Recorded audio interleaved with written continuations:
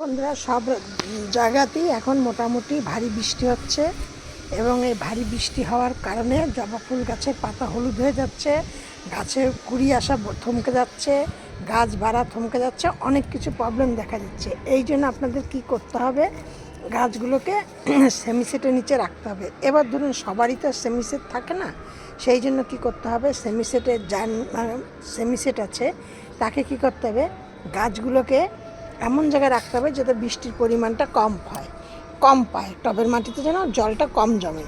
এবার যার ধারে সেই রকমও ব্যবস্থা নেই, তাহলে কি করতে হবে, যেন টবে যেন বেশি জল জমে না থাকে, জলটাকে যদি জমে যায় তাহলে কাট করে ফেলে দিতে হবে। এবার কি করতে হবে, দিয়ে এবার ওইভাবে করে তারপরে দেখতে হবে তোমাদের গাছের জল, মানে আমি যেটা করি আর কি, গাছের গোড়া মাটি যদি শুকিয়ে যায়, মানে হালকা হালকা শুকনো শুকনো হয়ে যায়, তারপর আবার জল দেবো। কিন্তু জল মানে মাটি ভেজা অবস্থায় যদি জল দেন, তাহলে কিন্তু গাছ অটোমেটিক ধীরে ধীরে পাতা হলুদ হয়ে যাবে, কুড়ি ঝরে পড়ে যাবে, গাছ বাড়া থমকে যাবে, গাছে ফুল আসা কড়ি আসা বন্ধ হয়ে যাবে, এইসব অনেক কিছু সমস্যা দেখা দেবে। শুধু তোমরা দেখো আমার, ঠিক আছে? আমি চম্পাস ব্লক থেকে ভিডিওটি করছি। এবার আমি তোমাদেরকে বলছি, প্রথমে কি করতে হবে, গাছে জল গাছের গোড়ায় যেন কোনো আগাছা না থাকে আর কি, সেইগুলোকে পরিষ্কার রাখতে হবে। আর গাছের গোড়াটাকে মানে টবটাকে হালকা হালকা শুকনো শুকনো ভাব রাখতে হবে। যদি বেশি পরিমাণে জল থাকে তাহলে কিন্তু মানে অনেক কিছু প্রবলেম হয়। এবার কি হয়, মানে মাটি দীর্ঘদিন ভিজে থাকতে থাকতে থাকতে থাকতে নানান ধরনের ফাঙ্গিসাস সৃষ্টি হয়।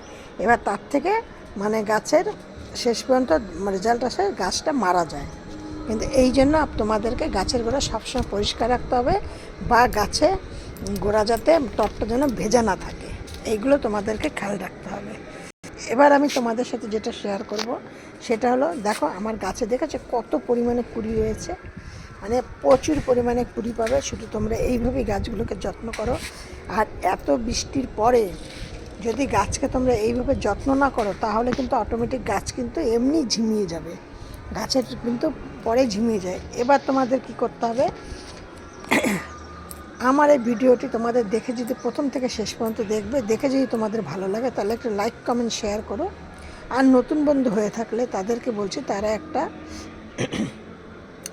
সাবস্ক্রাইব করে পাশের বেলটি বাজিয়ে অল করে রেখে দিও। অল করে রেখে দিলে কী হবে, প্রতিদিন 6:30 থেকে 7টার মধ্যে ভিডিও ছাড়ি, তোমাদের স্ক্রিনে নোটিফিকেশান পৌঁছে যাবে।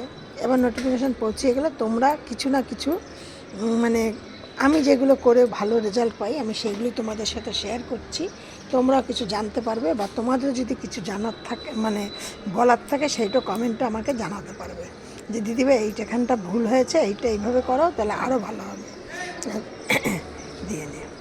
এবার তোমরা কি করবে, বৃষ্টি থেমে যাওয়ার পরে সবার প্রথমে কাজ করতে হবে, ফাঙ্গিসাইড সার্ফ যেটা বলে, সেইটাকে গুলে নিয়ে জলের মধ্যে প্রতিটা গাছের গোড়ায় দিয়ে দিতে হবে।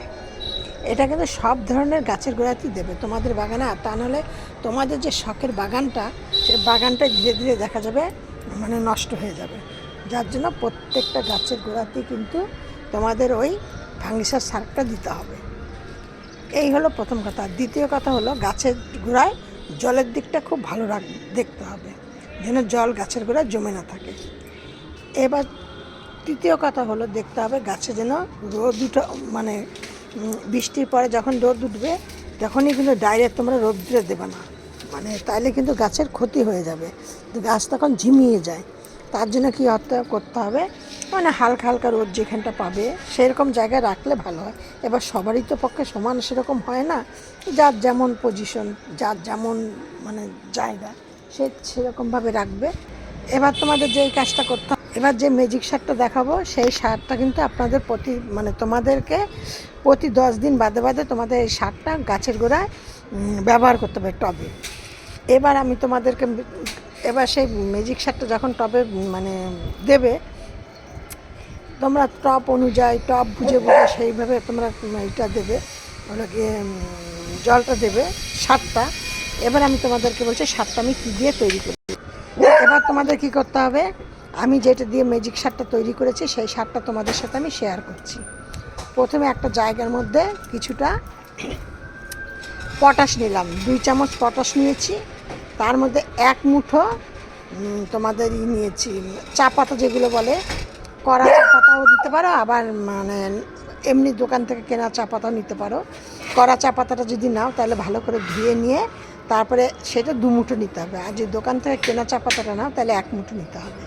নিয়ে তার মধ্যে 50 গ্রাম হলুদ মিশিয়ে দিয়ে 50 গ্রাম হলুদ মিশিয়ে দিলে এবার এইটাকে ভালো করে মিশিয়ে নিয়ে প্রত্যেকটা গাছের গোড়ায় 1 চামচ করে দিয়ে দেবে।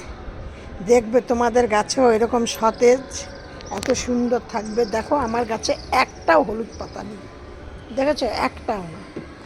একটাও হলুদ পাতা পাবে না। গাছ খুব সতেজ থাকবে, আর ফুলের কালার খুব সুন্দর আসবে, ফুল বড় বড় হবে, গাছ ভর্তি কুড়ি পাবে। দেখো, সব ভিডিওর মতো তোমাদের আজকেও আমি বলছি, তোমরা সব ভালো থাকো, সুস্থ থাকো। নেক্সট ভিডিও আবার কালকে অন্য কিছু নিয়ে একটা ভিডিও করবো। আর আমার ভিডিওটি দেখে তোমাদের যদি ভালো লাগে তোমরা সবার মধ্যে একটু শেয়ার করে দিও, আর একটা করে নতুন বন্ধুদের সাবস্ক্রাইব করে দিও।